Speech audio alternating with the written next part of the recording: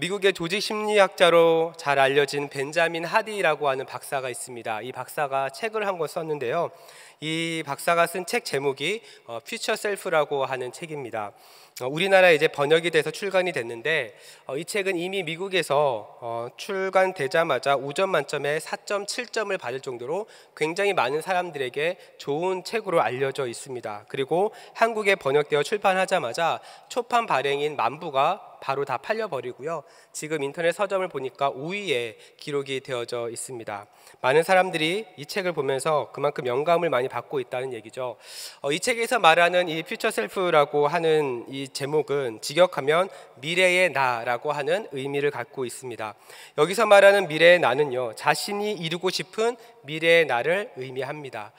사람들은요, 저마다 꿈이 있습니다. 비전이 있습니다. 되고 싶은 목표가 있습니다. 그리고 그 꿈을 위해서 열심히 하루하루 살아가죠. 아마 여러분들도 그러한 꿈이 다 아마 있으셨을 겁니다. 지금의 모습을 꿈을 이루신 분들도 계시겠지만 예전에 꿨던 꿈과는 좀 다른 인생을 또 사시는 분들도 계시겠지만 사람은 누구나 미래에 대한 꿈을 한 번쯤은 다 꾸면서 삶을 살아가고 있죠. 그런데 이 책에서 이 벤자민 하디 박사가 말하는 이 퓨처 셀프라고 하는 개념은 이 땅에서 꿈을 이루기 위해서 열심히 살아가는 자신에 대해서 소개를 하는 것이 아니라 자신이 이루고 싶은 그 미래의 나가 현재로 와서 살아간다라고 하는 개념을 설명하고 있습니다. 이 개념을 설명하기 위해서 한 사람을 예로 드는데요. 바로 유튜버로 활동을 하는 지미 도널슨이라고 하는 사람입니다. 이 사람은 2015년 10월에 자신의 나이 고등학교 때 4개 영상을 올리게 돼요. 이 영상은 어떤 거냐면 앞으로 6개월 후, 12개월 후, 5년 후, 10년 후 이렇게 미래의 나에게 말을 하는 영상을 찍게 됩니다. 그리고 이 영상을 찍고 정확하게 6개월 후, 12개월 후, 5년 후, 10년 후에 공개되도록 예약 설정을 걸어놨어요. 그리고 나서 이 지미 도널슨이라고 하는 사람은 6개월 후에 모습을 이루기 위해서 현실에서 열심히 하루하루 최선을 다해서 살아갑니다. 그리고 6개월이 지난 다음에는 12개월 후의 모습을 이제 이루기 위해서 열심히 또 살아가게 되죠. 이러한 방식으로 5년 후, 10년 후의 모습을 생각하면서 열심히 준비하게 됩니다. 여러분, 유튜버를 꿈꿨던 이 사람 지금은 어떻게 됐을까요? 지금은요, 미스터 비스트라고 하는 채널을 운영하면서 구독자 수가 2억 명이 넘었습니다. 무려 2억 명이 넘은 이 사람이 바로 되었던 것이죠. 사랑하는 여러분, 만약에 여러분에게 지금부터 3년 후, 5년 후, 10년 후 여러분이 되고 싶은 미래는 어떤 모습입니까? 라고 질문한다면 여러분은 무엇을 꿈꾸시겠습니까? 미래의 어떤 모습을 여러분은 상상하시면서 그림을 그리시겠습니까? 대부분은 우리가 지금보다 나은 모습을 기대할 겁니다. 그리고 보통 사람들은 미래에 잘 살기 위해서는 과거의 실수가 무엇인지를 잘 점검하고 같은 실수를 반복하지 않는 것이 중요하다라고 이야기를 하죠. 물론 이 말도 틀린 것은 아닙니다. 그런데 이 벤자민 하디 박사가 강조하는 것은 우리의 삶은 과거보다 미래에 초점을 맞출 때 현실에서 삶을 사는 그 의미를 깨달을 수 있고 더 강한 동기부여를 가질 수 있다라고 이야기를 하는 거죠. 그러면서 그는 다음과 같이 말합니다. 모든 사람은 자신이 상상하는 미래를 근거로 행동을 한다. 모든 사람은 자신이 상상하는 미래를 근거를 가지고 행동을 한다. 이렇게 이야기를 합니다. 예를 들어서 이런 거죠. 우리 자녀들은 미래에 자신이 가고 싶은 대학을 생각하면서 열심히 공부를 하고요. 사업을 하는 사람은 어떻습니까? 단기 매출과 장기 매출을 생각하면서 미래 계획을 하면서 열심히 사업을 운행해 가죠. 청년들은 어떻습니까? 자신이 원하는 직장에 취업을 하고 성공한 미래의 자기의 모습을 생각하면서 열심히 하루하루를 살아간다는 거죠. 그런데 여러분, 이렇게 미래를 바라보면서 하루하루를 최선을 다해 가는 것, 이것은 사실 보통 사람들의 삶뿐만 아니라 우리 교회에서도 너무나도 중요한 일 중에 하나입니다. 특별히 우리 어른 세대인 우리가 가져야 될 중요한 책임 중에 하나가 바로 우리 교회 안에서 신앙생활을 할 때에 우리 다음 세대들에게 좋은 모델이 되어주는 것이죠. 그래서 우리 다음 세대 아이들이 여러분을 통해 우리 교회의 미래의 모습을 꿈꿀 수 있어야 하는 겁니다. 만약 우리 어른 세대가 교회 안에서 하나 되지 못하고 사랑으로 섬기지 못하고 하나님을 영과 진리로 예배하지 못한다면 우리 자녀들도 하나 되지 못하고 섬기지 못하고 예배하지 못할 겁니다. 왜냐하면 우리 자녀들은 그러한 모습을 본 적이 없기 때문에 그렇습니다. 그래서 여러분, 이 퓨처 셀프의 핵심은 미래의 나를 현실의 나와 얼마만큼의 연결시키는가 하는 데 달려져 있습니다. 내가 현실의 나와 단절되면 사람들은 보통 당장 눈앞에 발등에 불 떨어진 일을 그것만 생각을 하게 됩니다. 시급한 일만 처리하다 보니까 좋은 성과를 거두기가 어렵습니다. 그러다 보니 미래가 더 그려지지 않는 거죠. 그런데 저는 이 책을 보면서 이 책에서 말하는 이 퓨처 셀프라고 하는 이 개념이 사실은 새로운 것이 아니라 이미 성경에서 말하고 있는 개념이라는 것을 저는 지울 수가 없었습니다. 왜냐하면 하나님께 쓰임받았던 대부분의 사람들은 이미 하나님 안에서 하나님께서 미래에 궁극적으로 이루어질 것을 이 땅 가운데서 누리면서 살아가고 있기 때문에 그렇습니다. 그 대표적인 인물이 바로 예수 그리스도이시죠. 예수 그리스도는 여러분을 구원하시기 위해 인간의 몸을 입고 이 땅 가운데 오셨습니다. 그러나 예수 그리스도의 삶은 이 땅에 초점이 맞춰진 삶이 아니라 그 미래에 대한 확신을 가지고 이 땅의 삶을 살아가셨죠. 어떤 확신이었습니까? 하나님께서 저와 여러분을 구원하실 거라는 것, 하나님께서 하나님의 때에 하나님의 방법으로 구원하실 거라고 하는 확신입니다. 그리고 이 구원받은 하나님의 자녀들과 다시 한번 하나님의 나라를 이루면서 살아가게 될 것이라고 하는 그 미래에 대한 확신을 예수 그리스도는 가지고 계셨던 거죠. 이거에 대한 확신을 가지고 우리 주님께서는 마가복음 1장 15절에 다음과 같이 말씀하셨습니다. 우리 한 목소리를 읽겠습니다. 시작. 이르시되 때가 찼고 하나님의 나라가 가까이 왔으니 회개하고 복음을 믿으라 하시더라. 여러분, 여기서 말하는 때가 찼다라고 하는 것은 하나님의 시간을 이야기하죠. 하나님의 시간이 다 되었다라는 겁니다. 하나님의 시간이 이제는 가득 찼다라는 말입니다. 이때부터 주님은 어떻게 하십니까? 본격적으로 제자들을 부르시고 복음을 전파하시고 기적을 베푸시고 하나님 나라의 비밀을 선포하십니다. 그 전까지는 하지 않으시다가 이제 공생의 사역을 공식적으로 하나님의 때가 다 되었다라고 하는 이것을 말씀하시면서 본격적으로 이제 일을 하시기 시작하신 거죠. 왜냐하면 예수님이 선포하신 이 하나님의 나라는 막연한 것이 아니라 하나님의 때에 분명히 이루어질 것이라고 하는 확신을 우리 주님께서는 가지고 계셨기 때문입니다. 이 확신이 있었기 때문에 본격적으로 움직이기 시작을 하신 거고, 우리 주님께서는 억울하게 누명을 쓰고 모함과 배신, 조롱을 당하면서도 우리 주님은 인내하실 수 있었던 것입니다. 그래서 우리 예수님뿐만 아니라 사실은 성경을 보면 하나님께 쓰임받았던 모든 성경의 인물들은 이러한 삶을 살았습니다. 이 땅을 살아가지만 이 땅에 속해 있는 것이 아니라 하나님께서 이루어 가실 것이라고 하는 그 미래에 대한 확신을 가지고 이 땅의 삶을 살았다는 거죠. 사랑하는 우리 성도 여러분, 인간의 몸을 입고 이 땅에 오신 주님께서 하나님께서 이루어 가실 그 미래에 대한 확신을 가지고 이 땅을 사셨다면 하나님의 자녀인 저와 여러분도 그러한 삶을 살아가야 되지 않겠습니까? 저와 여러분도 이 땅을 살아가면서 이 땅에 초점이 맞춰진 삶이 아니라 하나님께서 여러분을 통해서 이루어 가실 그 일들이 이루어질 것이라고 믿음을 가지고 이 땅을 살아가야 되지 않겠습니까? 실제 기독교 역사를 보면 앞서 행하신 예수님을 따랐던 삶을 살았던 많은 선교사님들이 계셨습니다. 이분들의 삶은 어떻습니까?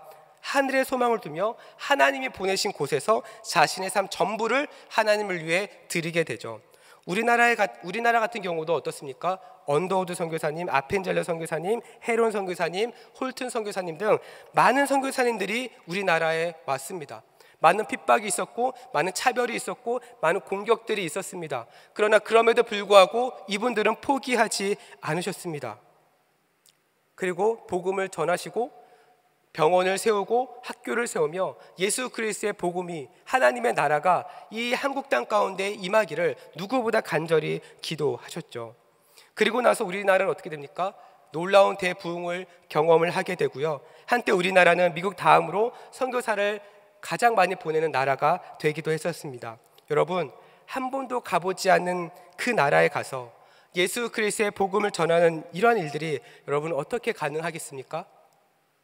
물론 다양한 이유들이 있겠지만 한 가지 확실한 것은 이들에게 복음과 하나님의 나라는 막연한 것이 아니었습니다. 추상적인 것이 아니었습니다. 분명하고 명확하고 확실한 것이었다라는 거죠. 그렇기 때문에 그것에 자신의 삶 전부를 드릴 수 있었던 겁니다. 우리가 새벽마다 지금 보고 있는 히브리서 말씀에도 그 부분을 잘 설명하고 있죠. 히브리서 11장 말씀을 보면 더 분명하게 이것을 이야기합니다. 히브리서 11장은 믿음장이라고 하는 별명이 있는 것처럼 믿음으로 살았던 성경 인물들을 설명을 하고 있습니다. 이들은 보니까요, 감옥에 갇히기도 하고 온갖 고문과 조롱과 핍박을 당했지만 그들의 믿음은 전혀 흔들리지 않았습니다. 믿음을 가지고 그들은 하나님 앞에 하나님 기뻐하시는 삶을 살아갔습니다. 이러한 사람들 향해서 성경은 오히려 세상에 감당할 수 없는 사람들이라고 평가를 하고 있죠. 그러면서 히브리서 11장 40절은 이렇게 이야기합니다. 우리 한 목소리를 읽습니다. 시작. 이는 하나님이 우리를 위하여 더 좋은 것을 예비하셨은즉 우리가 아니면 그들로 온전함을 이루지 못하게 하려 하심이라. 무슨 말입니까? 믿음으로 삶을 살았던 사람들은 하나님께서 예비해 두신 것이 있다는 것을 확신하고 있었다는 거예요. 이 미래에 대한 소망을 품고 있었다는 겁니다. 그러다 보니 이 땅에서의 삶이 눈에 들어오지 않는 거예요. 미래에 대한 소망이 막연하지 않았고 굉장히 명료했고 확실하다는 믿음이 있었기 때문에 온갖 핍박과 조롱과 어려움이 있다 할지라도 그것을 기쁨으로 감당할 수 있었다라는 겁니다. 그래서 여러분, 이 미래에 대한 확신이 있으면 이것은 이 미래에 대한 확신은 어떤 관념이나 철학이나 사상 안에 담겨지지 않고 하나님 앞에 쓰임받았던 모든 사람들은 삶의 자리에서 행동과 선택으로 그 삶의 모습이 구체적으로 나타났다라는 겁니다. 이것이 바로 성경에서 이야기하고 있는 퓨처 셀프의 개념이라고 할 수 있죠. 사랑하는 여러분, 우리 주님께서 인간의 몸을 입고 이 땅 가운데 오셨습니다. 그리고 복음을 전하셨습니다. 그리고 그 복음을 믿음으로 받은 사람은 그 복음이 막연하지 않았고 추상적이지 않았고 살아있는 말씀으로, 살아있는 정말로 하나님의 뜻으로 받아들이면서 믿음으로 삶을 살아갔습니다. 그렇다고 한다면 저와 여러분도 그런 삶을 살아가야 되지 않겠습니까? 사랑하는 여러분, 우리가 이런 삶을 살아야 되는 이유는 성경은 또다시 설명하고 있는데 그것은 무엇이냐면 바로 상속자라고 이야기를 합니다. 오늘 본문에 읽진 않았지만 그 앞절에 16절과 17절을 우리 한 목소리로 읽겠습니다.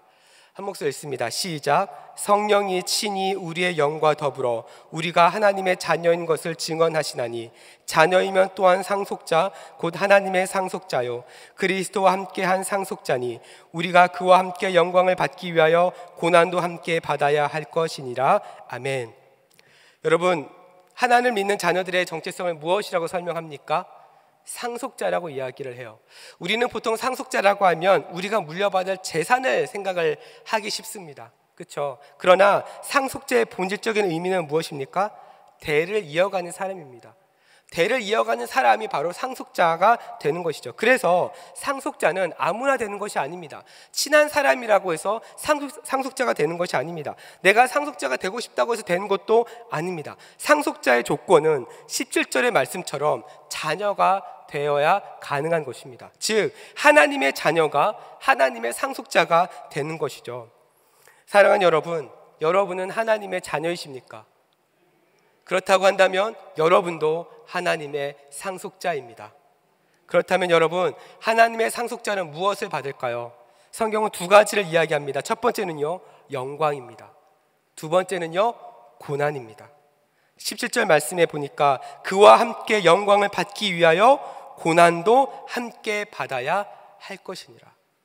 여러분, 고난과 영광은요 동전의 양면과 같습니다. 우리가 겪고 있는 이 고난은 영원하지 않습니다. 반드시 하나님의 영광이 그 안에 숨겨져 있다는 거죠. 그래서 여러분, 여기서 말하고 있는 이 고난은요 우리의 잘못된 선택으로 겪는 고난이 아니라 주님을 믿는 그 믿음 때문에 겪고 있는 고난인 것입니다. 물론 우리는 지금은 주님을 믿는다는 이유로 고난을 겪지 않습니다. 우리가 교회에 온다고 해서 핍박을 당하지 않습니다. 하나님 앞에 찬양하고 기도한다고 해서 우리가 당장 잡혀가는 것도 아닙니다. 그런데 이 로마서가 쓰였을 당시의 상황은 그렇지 않았다는 거죠. 이 로마서가 쓰여졌을 당시의 상황을 보면 바울 당시 이 로마에 살고 있었던 유대인들은 약 한 4만 명 정도로 추정하고 있습니다. 그러니까 로마 지역 안에 있는 그리스도인들을 약 한 4만 명 정도로 추정을 하고 있는데 이때 유대인들은 BC 63년경에 로마의 폼페이 장군이 이제 이스라엘 백성들을 포로로 잡고 로마로 데리고 옵니다. 그리고 나서 시간이 지나고 난 다음에 이제 해방이 되는데 이때 잡혀온 이스라엘 백성들이 다시 이스라엘로 돌아가지 않고 로마에 남아서 정착해서 살고 있었던 거예요. 그러면서 이때 남아있던 이 유대인들이 AD 30년경에 유대인의 오순절을 그 절기를 지키기 위해서 예루살렘으로 방문을 하게 됩니다. 이 예루살렘으로 방문을 하게 되는데 이때 어떤 일이 발생하느냐, 오순절 성령 강림 사건이 일어나는 거예요. 그래서 방언이 터지기 시작하고 성령의 강한 역사가 일어납니다. 그리고 베드로의 설교를 통해서 복음이 전해지기 시작을 하죠. 이때 로마에 있던 유대인들이 하나님의 은혜를 경험을 하게 됩니다. 예수 그리스도의 복음을 깨닫기 시작합니다. 그리고 나서 이때 변화된 유대인들이 다시 로마로 돌아오게 되죠. 그리고 나서 교회가 세워지게 된 것입니다. 그래서 이 로마 교회의 특징 중에 하나는 뭐냐면 어떤 바울이라든지 베드로라든지 사도들에 의해서 교회가 시작된 것이 아니라 무명의 유대 성도들에 의해서 자체적으로 세워진 교회였습니다. 그러다 보니까 이 로마 교회에는 이 교회를 이끌고 갈 수 있는 어떤 신앙이 탄탄한 지도자가 없었어요. 사도적인 인물도 없었습니다. 그러다 보니까 이 로마 교회 안에는 여러 가지 많은 문제들이 생기기 시작을 했던 거예요. 많은 핍박이 있었고요. 그다음에 많은 공격도 또한 공존하고 있었습니다. 특별히 AD 50년경에 글라우디오 황제가 이 그리스도인들이라고 불리는 사람들을 추방시킵니다. 그래서 로마에 살고 있었던 유대인들, 그러니까 유대인이면서 개종되었던 그리스도인들을 다 추방시켜 버려요. 이때 추방되었던 인물이 우리가 잘 알고 있는 브리스길라와 아굴라도 이때 추방이 됩니다. 그러면서 이 로마 교회 안에 이제 이방인이면서 그리스도인들이 막 생겨나기 시작을 하죠. 또한 로마의 데키우스 황제는 이 로마 종교를 숭배하는 그런 사상을 계속해서 강조합니다. 그러면서 이것을 로마 종교를 잘 섬기는 사람들은 증명서를 발급을 해주고요. 그 다음에 그렇지 않은 사람들은, 거부하는 사람들은 증명서를 발급해주지 않았어요. 증명서를 발급해주지 않음을 통해서 이 사람들은 사회적인 불이익을 당하기 시작하고요. 재산을 몰수당하기도 하고요. 고문을 당하기도 하고요. 배교를 강요받기도 합니다. 이렇게 하나님의 자녀, 하나님을 믿었던 신실한 하나님의 자녀들이 계속해서 핍박과 고난을 받았던 거예요. 그런데 여러분, 우리가 잘 알다시피 기독교는 사라지지 않았습니다. 이런 핍박과 고난과 어려움 가운데서도 기독교는 사라지지 않고 오늘날까지 내려왔습니다. 여러분, 어떻게 이 일이 가능했습니까? 믿음의 선조들이 고난을 피하는 것이 아니라 하나님이 주시는 소망과 그 미래에 대한 확신을 가지고 그 고난의 문제를 직면했기 때문에 그렇습니다. 고난의 문제에 타협하지 않았습니다. 고난의 문제 앞에 그것을 피하지 않았습니다. 믿음을 가지고, 그리고 믿음의 미래에 대한 확신을 가지고 그 고난의 문제를 직면한 거예요. 그래서 예수님께서 마태복음 5장 10절에 뭐라고 이야기하셨습니까? 의를 위하여 박해를 받는 자는 복이 있나니 천국이 그들의 것입니다. 의를 위하여 박해를 받는 자는 천국이 그들의 것이다. 이렇게 말씀을 하셨습니다. 여러분, 고난이 찾아왔습니까? 우리가 예수 그리스도를 믿는 것 때문에 어려움을 당하셨습니까? 여러분 안에 하나님의 나라가 임한 줄 믿습니다. 여러분, 이렇게 고난에는요, 하나님의 부르심에는 고난도 함께 포함되어져 있습니다. 예수님도 고난을 겪으셨고 제자들도 고난을 겪었고 신실하게 하나님을 믿는 모든 사람들은 고난을 다 겪었습니다. 고난을 통과하지 않는 사람이 단 한 명도 없었습니다.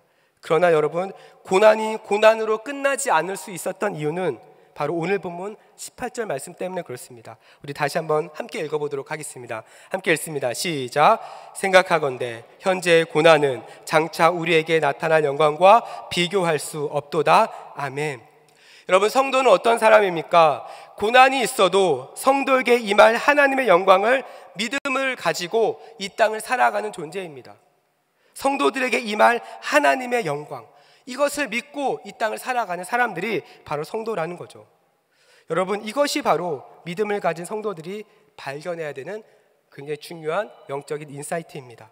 여러분, 우리가 교회에 나오는 이유는요, 사업도 잘 되고 자녀들이 성공하고 불치병이 고쳐지는 것이 궁극적인 목적이 아닙니다. 성경은 단 한 번도 우리가 예수 믿으면 고난이 없어질 것이다 라고 이야기하지 않습니다. 오히려 오늘 본문 22절을 보니까 사람뿐만 아니라 하나님을 믿는 모든 피조물까지 탄식하면서 함께 고통을 겪고 있다라고 이야기합니다. 사람뿐만 아니라 모든 피조물들도 고통 가운데 있다, 이렇게 이야기를 하고 있습니다. 여러분, 왜 이런 일이 발생했습니까? 사람뿐만 아니라 왜 피조물까지 고통 가운데 있습니까? 오늘 본문 20절을 보니까요, 피조물이 허무한데 굴복했기 때문이라고 말합니다.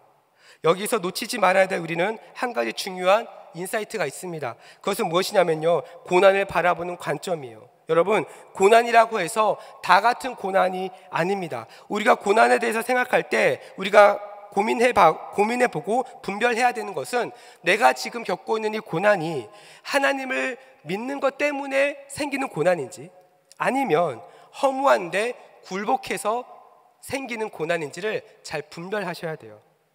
다시 말해서 모든 고난이 다 복이 아닙니다. 모든 고난이 하나님의 영광과 연결되는 것이 아니라는 거예요. 그래서 오늘 보면 18절에 중요한 표현이 있는데, 그것이 무엇이냐면 생각하건대 라고 하는 표현이에요. 고난이 찾아왔어요. 우리가 고난을 만났습니다. 그러면 우리가 어떻게 해야 됩니까? 고난을 피하는 것이 아니라, 그 고난 앞에 감정적으로 대응하는 것이 아니라 생각해 봐야 된다는 거예요. 생각해 봐야 되는 거예요. 여기서 말하는 생각한다는 것은 성경 원어로 보니까 평가하다, 그 다음에 계산하다, 심사숙고하다라는 의미를 가지고 있어요. 여러분, 고난 때문에 힘들 때가 많죠. 왜 나에게 이런 문제가 생겼는지, 왜 나에게 이런 어려움이 생겼는지 생각만 하면 너무나도 화가 날 때도 많이 있지 않습니까? 그런데 여러분, 이러한 상황 가운데 있다 할지라도, 고난 때문에 아프고 괴롭고 힘들다 할지라도, 우리는 그 고난에 대해서 객관적으로 평가하고 심사숙고해서 생각해 봐야 된다는 거예요. 하나님이 원하시는 것이 무엇인지, 이 상황 가운데 하나님께서 숨겨두신 뜻은 무엇인지, 이 고난은 내가 하나님을 믿는 것 때문에 온 것인지, 아니면 허망한 것에 내가 순종해서 오는 것인지를 분별해 봐야 된다는 겁니다. 여러분, 우리가 이것을 생각하지 못하면요, 고난에 대한 책임을 다 하나님께 돌려버립니다. 그래서 우리 안에 이런 고백이 나오는 거죠. 하나님 원망하는 거예요. 하나님이 나를 사랑하지 않는다라고 생각을 하는 겁니다. 교회를 다녀도 별거 없다라고 생각을 하는 거죠. 여러분, 정말 우리 하나님이 이렇게 무책임한 하나님이었다고 한다면 우리가 믿는 기독교가 지금까지 이어져 올 수 있었을까요? 우리 대전중앙교회가 76년의 시간을 지나올 수 있었을까요?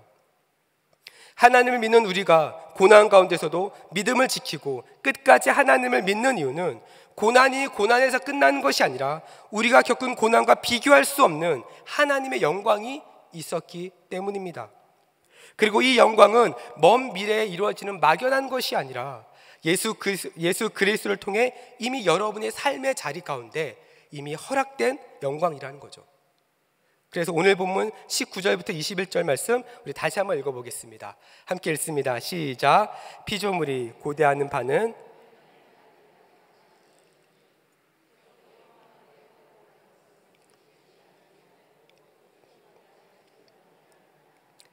그 바라는 것은 피조물도 썩어짐의 종로를 탄 데서 해방되어 하나님의 자녀들의 영광의 자유에 이르는 것이니라. 아멘. 지금 많은 사람들은요, 허무한 것, 의미 없는 것, 이런 것에 굴복하면서 살아갑니다. 그래서 고난의 문제를 안고 살아가죠. 그러나 우리 주님이 다시 오시면, 우리 주님이 재림하실 그때가 되면 어떻게 된다고 이야기합니까? 우리는 썩어서 없어질 것들에 대해서 해방된다라고 이야기합니다. 그리고 하나님의 자녀로서 영광의 자유를 얻게 될 것이라고 이야기를 합니다. 여러분, 이 놀라운 영광의 사실은 예수 그리스도를 구주로 믿는 저와 여러분에게는 이미 허락된 것입니다. 이미 허락된 것입니다. 왜냐하면 우리는 하나님의 자녀이기 때문에 그렇습니다. 사랑하는 여러분, 성도는 이 예수 그리스도를 통해 이 자유함을 얻은 자들입니다. 지금 우리가 살아가는 현실에는 여전히 해결되지 않는 많은 고난의 시간들이 있지만, 모든 고난은 예수 그리스도 안에서 해방되어 영광의 자유를 누리게 하는 것입니다. 그래서 여러분, 고난을 피하려고 하지 마십시오. 고난의 문제가 찾아왔을 때 두려워하지 마십시오. 하나님을 위해서 받는 고난은 하나님의 영광과 연관을 시키시고, 허무한 데 굴복한 데에서 오는 고난은 빨리 끊어낼 수 있어야 합니다. 여러분, 그래서 이 분별력이 굉장히 중요한 것이죠. 이 작업을 하지 않으면 21절의 말씀처럼 썩어짐의 종노릇을 하게 되는 거예요. 무슨 말입니까? 영원하지 않는 것에 사람들은 시간과 마음과 물질을 쓰면서 거기에 목숨을 건다라는 거예요. 그리고 그 끝은 어떻게 됩니까? 20절의 말씀대로 허무함으로 끝나게 되는 겁니다. 로마서 8장 24절을 우리 다시 한번 읽어보겠습니다. 우리 한 목소리를 읽습니다. 시작. 우리가 소망으로 구원을 얻었음에 보이는 소망이 소망이 아니니 보는 것을 누가 바라리요. 여러분, 이 구절에서 보이는 소망인 소망이 아니라고 이야기합니다. 눈에 보여지는 것. 여러분, 방금 말씀드린 대로 많은 사람들은 이 소망을 모르기 때문에 영원하지 않는 것에, 눈에 보이는 것에 시간과 마음과 물질을 드리고 있다라는 거죠. 그러나 여러분, 성경 분명히 이야기합니다. 보이는 소망은 진짜 소망이 아니다. 이것을 분명하게 이야기하고 있습니다.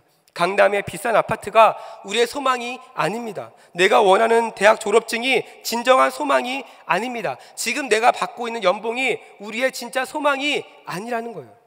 진짜 소망은 어떻게 나타납니까? 우리의 삶이 장차 우리에게 나타날 영광과 연결되었을 때에 진짜 소망이 나타나는 거예요. 다시 말씀드립니다. 우리의 현재의 삶이 장차 우리에게 나타날 영광과 연결되었을 때 이 땅 가운데서 우리는 그 소망을 발견하게 되는 것입니다. 이렇게 연결된 영광과 소망은요, 사람들이 소망이라고 말하는 것과는 비교할 수 없다라고 오늘 본문은 이야기를 하고 있는 겁니다. 문제는 이것을 생각하고 연결시킬 수 있는 힘이 여러분에게 있냐는 거죠. 사랑하는 여러분, 여러분에게 이 힘이 있으신가요? 어떻게 생각하시나요? 여러분은 지금 그 영광을 누리면서 이 땅 가운데 살아가고 계십니까? 만약에 여러분이 그런 삶을 살고 있지 못한다고 한다면 여러분, 오늘 본문의 26절과 27절 말씀이 여러분에게 허락하신 위로의 말씀인 줄 믿습니다. 우리 한 목소리로 한번 읽어볼까요? 함께 읽습니다. 시작. 이와 같이 성령도 우리의 연약함을 도우시나니 우리는 마땅히 기도할 바를 알지 못하나 오직 성령이 말할 수 없는 탄식으로 우리를 위하여 친히 간구하시느니라. 마음을 살피시는 이가 성령의 생각을 아시나니 이는 성령이 하나님의 뜻대로 성도를 위하여 간구하심이니라. 여러분, 26절과 27절에 공통적으로 등장하는 표현이 무엇입니까? 성령님께서 여러분을 위해 친히 간구하고 계시다는 겁니다. 여기서 간구하다는 것은요, 기도한다는 의미보다는 원어적으로 보니까요, 변호하다, 중재하다라는 의미를 가지고 있습니다. 다시 말해서 여러분의 믿음이 연약하여서 넘어져도 성령 하나님께서는 여러분이 성부 하나님과의 그 관계를 잘 이어질 수 있도록 중재하시고 변호해 주신다는 거죠. 그리고 여러분의 연약함을 도우시고 여러분의 마음을 살피신다라고 성경은 이야기합니다. 이 말은 무엇을 뜻할까요? 우리 하나님께서 여러분의 연약함을 아신다는 거예요. 우리 하나님께서 여러분의 마음을 아신다는 겁니다. 그렇기 때문에 여러분을 도와줄 수 있는 거예요. 연약함을 도우실 수 있고 마음을 살피신다라고 이야기를 하는 겁니다. 여러분, 세상은요, 약점을 보면 그 약점을 이용해서 자신이 갑의 위치에 올라가기를 원해요. 또한 세상은요, 상대방의 마음을 잘 헤아려주고 배려해주지 않습니다. 그러니까 사람들이 어떻습니까? 사람들 때문에 스트레스를 받아요. 인간관계를 굉장히 힘들어합니다. 그러나 여러분, 우리 하나님은 다르십니다. 약점이 보이면 도와주시고 여러분의 마음이 어떤 상태인지를 잘 살피고 계시는 분이십니다. 그래서 여러분이 넘어져도 하나님과 여러분 사이가 끊어지지 않도록 중재하시고 변호해 주시는 거예요. 이러한 성령의 간구가 있기 때문에 하나님은 여러분을 지키시고 보호하시는 겁니다. 이러한 성령님의 간구가 있기 때문에 여러분의 생각과 다르게 흘러가는 인생이라 할지라도 오늘 우리가 읽은 본문에 뭐라고 이야기합니까? 합력하여 선을 이루신다라고 이야기를 하는 겁니다. 그런데 여러분, 우린 여기서 한 가지 전제가 있음을 잊지 말아야 돼요. 합력하여 선을 이루시는 하나님을 경험하기 위해서 우리가 기억해야 될 한 가지 전제는 무엇이냐면 하나님을 사랑하는 자여야 한다는 겁니다. 하나님을 사랑하는 자, 그의 뜻대로 부르심을 입은 자들에게 모든 것이 합력하여 선을 이루어 가는 겁니다. 하나님을 사랑하는 자들이 합력하여 선을 이루시는 하나님을 경험할 수 있는 겁니다. 여러분, 때로는 우리는 이 말을 너무 우리 방식대로 해석할 때가 많아요. 아, 하나님이 알아서 해주시겠지. 좋은 길로 인도해 주시겠지라고 하는 막연한 기대를 가지면서 이 말씀을 받을 때가 많습니다. 그러나 여러분, 하나님을 사랑하는 자라는 전제가 붙지 않으면 합력하여 선을 이루시는 하나님을 발견할 수가 없습니다. 사랑하는 여러분, 여러분은 하나님을 사랑하십니까? 여러분 정말 하나님을 사랑하십니까? 여러분 하나님 사랑하는 게 뭘까요? 여러분 하나님을 사랑한다라고 하는 것은 어떤 가슴 벅찬 감동을 생각하기 쉽지만 성경은 이것만 가지고 하나님을 사랑한다라고 이야기하지 않습니다. 요한 2서 1장 6절을 보니까 다음과 같이 말합니다. 우리 한 목소리 읽어볼까요? 시작. 또 사랑은 이것이니 우리가 그 계명을 따라 행하는 것이요 계명은 이것이니 너희가 처음부터 들은 바와 같이 그 가운데서 행하라 하심이라. 사랑이 무엇입니까? 사랑은 계명을 행하는 것입니다. 사랑은 하나님의 말씀에 순종하는 것입니다. 하나님 말씀에 순종하는 사람이 하나님을 사랑하는 사람입니다. 그래서 여러분, 말씀을 듣는 것보다 더 중요한 것이 무엇입니까? 말씀대로 행하는 것입니다. 우리의 생각과 달라도, 우리의 계획과 달라도 주님이 말씀하셨으면, 주님이 기뻐하시는 일이라고 한다면 그대로 순종하는 것입니다. 순종했을 때에 하나님의 뜻을 깨닫게 되는 겁니다. 순종했을 때에 하나님의 일하심을 우리는 알 수 있는 겁니다. 지금 당장 우리가 이해하지 못한다 할지라도, 지금 당장 우리가 겪는 고난이 이해가 되지 않는다 할지라도 하나님이 기뻐하시는 선택이라고 한다면 순종하는 겁니다. 이 전제에서 우리 성령님은 여러분을 도와주십니다. 이 전제에서 우리 주님께서는 여러분의 마음을 살피십니다. 고난이 찾아와도 흔들리지 않게 하시고 허무한데 굴복하지 않도록 여러분을 위해서 간구하시는 겁니다. 말씀을 정리합니다. 사랑하는 우리 성도 여러분, 여러분은 교회를 다니시면서 무엇을 기대하십니까? 여러분이 생각하는 3년, 5년, 10년 후에 여러분의 신앙의 모습은 여러분 무엇을 기대하십니까? 어떻게 여러분이 자라고 성장하기를 원하십니까? 우리 하나님은요, 다양한 방법으로 우리의 삶을, 여러분의 삶을 인도하십니다. 그리고 이 과정에는요, 고난이 반드시 포함되어 있습니다. 그러나 여러분, 오늘 본문은 분명히 말합니다. 현재의 고난은 장차 우리에게 나타날 영광과 비교할 수 없다라고 이야기를 합니다. 그러면 우리의 초점은 어디에 있어야 됩니까? 현재의 고난입니까? 아니면 나타날 영광입니까? 나타날 영광입니다. 현재의 고난에 초점을 맞추는 것이 아니라 우리 모든 하나님을 믿는 모든 백성은 미래에 우리에게 허락되어질 그 영광을 바라보면서 살아가는 존재라는 거죠. 우리가 예수 믿는다고 해서 이 땅에 사는 동안 고난이 사라지진 않겠지만 우리가 하나님을 사랑하고 장차 우리에게 나타날 소망에 대한 확신을 가지고 살아간다면 모든 것을 합력하여 선을 이루시는 그 하나님을 경험하게 될 줄로 믿습니다. 아무쪼록 우리 대전중앙의 모든 성도들 이 은혜 붙잡고 남은 한 주도 하나님 안에서 승리하며 하나님의 영광을 누리는 은혜가 있기를 주님의 이름으로 축복합니다. 우리 이 시간 함께 기도하며 나아가도록 하겠습니다.